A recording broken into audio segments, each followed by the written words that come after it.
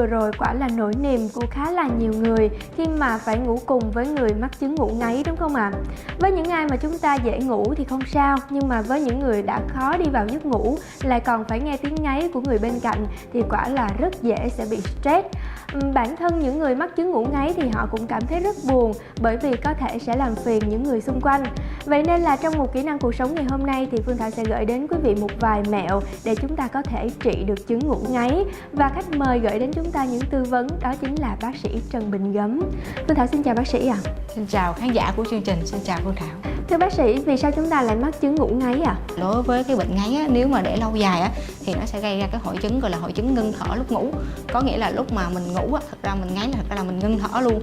Thì cái điều này về lâu dài á, nó sẽ gây hậu quả lên tim, lên phổi, và nó sẽ ảnh hưởng đến cái sự giấc ngủ hoàn chỉnh của chúng ta, và nó sẽ làm ảnh hưởng đến trí tuệ, tim mạch và hô hấp. Một số trường hợp thì nó sẽ gây ra đột tử. Ngủ ngáy thì nó có rất là nhiều nguyên nhân, có thể do là bệnh lý, ví dụ như một số người bị amidan sinh co, bị viêm xoang hoặc là bị dị ứng.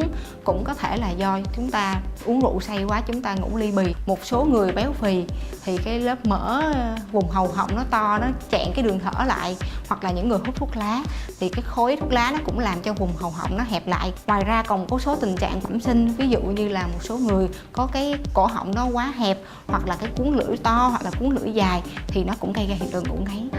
Trong clip vui vừa rồi thì chúng ta cũng thấy là ông chồng đã không thể chịu nổi tiếng ngáy của vợ mình. Vậy thì có cách nào để chúng ta có thể hạn chế tình trạng ngủ ngáy không ạ? Thứ nhất là chúng ta phải ngủ ít nhất là 7 tiếng một ngày.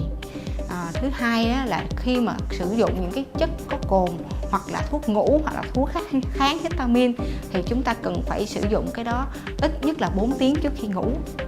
Thứ ba là chúng ta cần phải giữ cái tư thế ngủ, mà cái tư thế đó nó làm cho cái đường thở thông thoáng nhất, bằng cách là chúng ta cần phải nằm ngủ đầu cao. Thì cái đầu cao như vậy thì nó sẽ làm cho cái đường thở thông thoáng, và cố gắng nằm ngủ ở tư thế nghiêng. Bởi vì khi chúng ta nằm ngửa thì cái hàm chúng ta sẽ khép lại, và cái lưỡi nó khép lại, thì nó làm cho đường thở bị nghẽn và sẽ gây ra tình trạng ngáy. Chúng ta uống nhiều nước làm cho cái màng nhầy mũi họng nó thông thoáng, và chúng ta sẽ đỡ ngáy hơn. Giảm ngáy bằng cách là tập thể dục, nhất là những người béo phì. Bởi vì khi tập thể dục thì nó sẽ làm cho cái cơ mỡ toàn thân nó giảm, và kể cả mỡ vùng hầu họng nó cũng giảm. Trong một vài trường hợp khác thì chúng ta có thể sử dụng những cái biện pháp hỗ trợ, ví dụ như dùng thuốc giảm ngáy, thì nó làm cho cái niêm mạc hầu họng nó được trơn trượt hơn và giảm được triệu chứng ngáy. Và cũng có thể sử dụng gối có tác dụng giảm ngáy. Cần phải hạn chế những thức ăn mà có nhiều bơ và sữa, bởi vì những thức ăn đó nó khó tiêu và nó sẽ làm cho giấc ngủ cái màng hầu họng nó dày hơn và dễ ngáy hơn. Chúng ta cũng có một số bài tập về cái cơ hàm, lưỡi và cơ mặt để giúp chúng ta giảm được cái triệu chứng ngáy. Thì để cho cái việc tập hiệu quả như vậy thì các bạn có thể tập trước cái gương. Bạn tập bằng cách là mình nhìn vô gương và mình thấy mình cố gắng mở cái miệng mình ra thật là rộng, và sau đó ngậm chặt miệng lại trong vòng 5 giây. Chúng ta cười thật là rộng cái miệng ra, càng rộng càng tốt. Đối với lưỡi thì chúng ta cũng lè lưỡi dài ra, dài càng tốt. Đánh lưỡi qua bên phải cũng càng bên phải càng tốt, bên trái càng tốt, giữ trong vòng 5 giây. Còn đối với hàm thì chúng ta phải buông lỏng cái hàm chúng ta ra, chúng ta di chuyển hàm dưới vào bên trái và bên phải. Và ngoài ra còn có một cái phương pháp rất là thuận lợi và dễ nhất là chúng ta tập thổi bong bóng. Và chúng ta tập thổi như vậy một ngày khoảng 1-2 lần, và trong một thời gian ngắn thì chúng ta sẽ giảm được triệu chứng ngáy lúc mà ngủ. Xin được cảm ơn bác sĩ với những chia sẻ trong chương trình ngày hôm nay ạ. Quý vị khán giả thân mến, Phương Thảo có một cô bạn hàng xóm và cô ấy vẫn thường hay than phiền rằng là chồng cô ấy thì ngủ ngáy rất là to, và thậm chí là cô ấy phải sử dụng đến đồ bịt tai. Tuy nhiên cách làm này vẫn không hiệu quả. Với những chia sẻ của bác sĩ trong chương trình ngày hôm nay thì hy vọng là không chỉ cô bạn hàng xóm của Phương Thảo mà những ai chúng ta gặp phải tình trạng này thì mình cũng đã tìm ra cách để có thể trị được chứng ngủ ngáy, giúp chúng ta có được một giấc ngủ ngon hơn.